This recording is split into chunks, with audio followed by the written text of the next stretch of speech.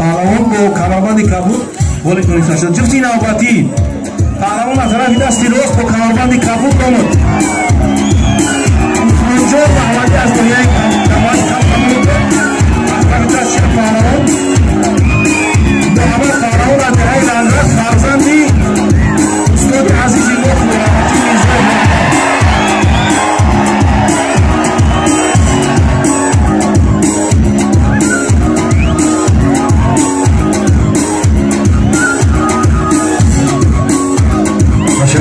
دوستان جهانی سپاس به شما دوستان عزیز در مرکز میدان دو پهلوان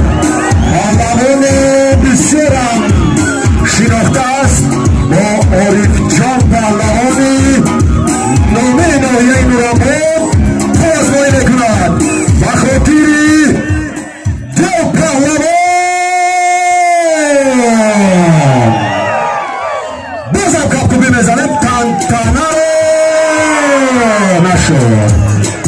دو پهلوان هم بسیار پهلوانی شناخته است. همین طریق سامانه‌های اینترنتی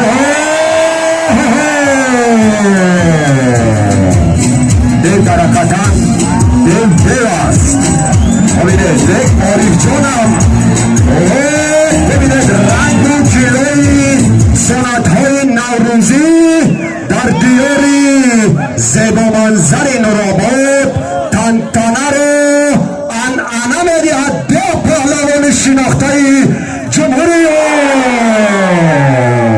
بسیار هم زیبا اصول کارکرد دو پهلوان اما نتیجه بسیار خوب بسیار هم خوب که روز مهمانان از شهر نایایی کشور و دیار گلریز و گلریز نورآباد نوآور قدم رنجه نموده ایستادند. دوستان عزیز ببینید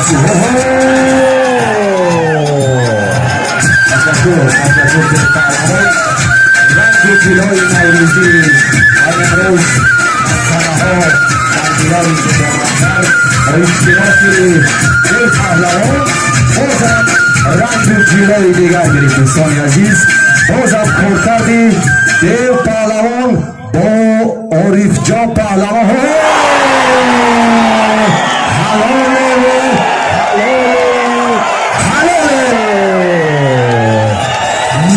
یک موسیقی و خاطری از جانب بخش فرهنگ ناحیه یک تنتنه.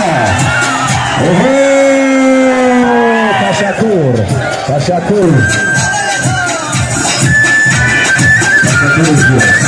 حتی که بسیار هم سپوی به پهلوان الان می‌سازید از دوستان عزیز با خاطر به پهلوان یک کارکوبی بزنه دوستان عزیز. تشکر زیاد. دوستان عزیز برای شما کانالی رو با نام غرم کمراب پیشنهاد می‌نمایم که دوستی ما نو کارو سر کرده است و هر روزه نوارهای نو به نو را از درای کمراب بهر شما پیشکش می‌نماید. در اومده تماشا کنید. اگر مقبول شده باشد کانال подписаться رو فراموش نکنید و هر روزه نوارها رو از درای کمراب تماشا کنید.